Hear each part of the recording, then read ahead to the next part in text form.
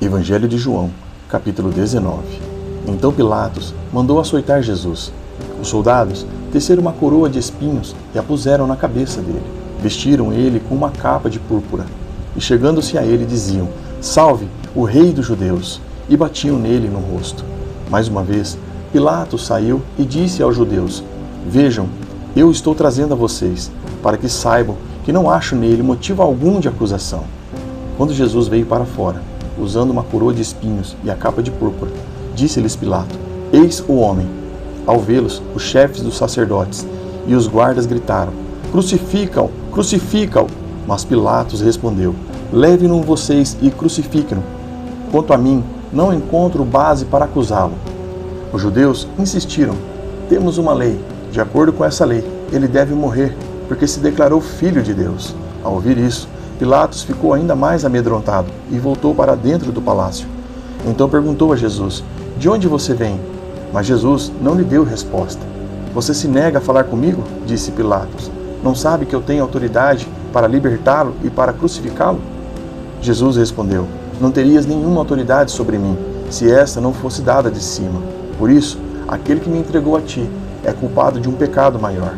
Daí em diante, Pilatos procurou libertar Jesus. Mas os judeus gritavam: Se deixares esse homem livre, não és amigo de César. Quem se diz rei opõe-se a César. Ao ouvir isso, Pilatos trouxe Jesus para fora, sentou-se na cadeira de juiz, num lugar conhecido como Pavimento de Pedra, que em aramaico é Gábata. Era dia da preparação da semana da Páscoa, por volta do meio-dia. Eis o rei de vocês, disse Pilatos aos judeus. Mas eles gritaram: Mata, mata, crucifica-o. Devo crucificar o rei de vocês? Perguntou Pilatos. Não temos rei, senão a César, responderam os chefes dos sacerdotes. Finalmente Pilatos o entregou a eles para ser crucificado. Então os soldados encarregaram-se de Jesus. Levando a sua própria cruz, ele saiu para o lugar chamado Caveira, que em aramaico é chamado Gólgota. Ali o crucificaram, e com ele 2 outros, um de cada lado de Jesus. Pilatos mandou preparar uma placa e pregá-la na cruz, com a seguinte inscrição: Jesus Nazareno, o rei dos judeus. Muitos dos judeus leram a placa, pois o lugar em que Jesus foi crucificado ficava próximo da cidade, e a placa estava escrita em aramaico, latim e grego. Os chefes dos sacerdotes dos judeus protestaram junto a Pilatos: Não escrevas o rei dos judeus, mas sim que esse homem se dizia rei dos judeus. Pilatos respondeu: O que escrevi, escrevi. Tendo crucificado Jesus, os soldados tomaram as roupas dele e a dividiram em 4 partes, uma para cada uma deles, restando a túnica. Esta, porém, era sem costura, tecida numa única peça, de alto a baixo. Não a rasguemos, disseram uns aos outros. Vamos decidir por sorteio quem ficará com ela. Isso aconteceu para que se cumprisse a escritura que diz: Dividiram as minhas roupas entre si e tiraram sortes pelas minhas vestes. Foi o que os soldados fizeram. Perto da cruz de Jesus estavam sua mãe, a irmã dela, Maria, mulher de Clopas, e Maria Madalena. Quando Jesus viu sua mãe ali, e perto dela, o discípulo a quem ele amava, disse à sua mãe: Aí está o seu filho. E ao discípulo: Aí está a sua mãe. Daquela hora em diante, o discípulo a levou para casa. Mais tarde, sabendo então que tudo estava concluído, para que a escritura se cumprisse, Jesus disse: Tenho sede. Estava ali uma vasilha cheia de vinagre. Então, embeberam uma esponja nela, colocaram a esponja na ponta de um caniço de hisopo e a ergueram até os lábios de Jesus. Tendo provado, Jesus disse: Está consumado. Com isso, curvou a cabeça e entregou o Espírito. Esse era o dia da preparação, e o dia seguinte seria um sábado, especialmente sagrado.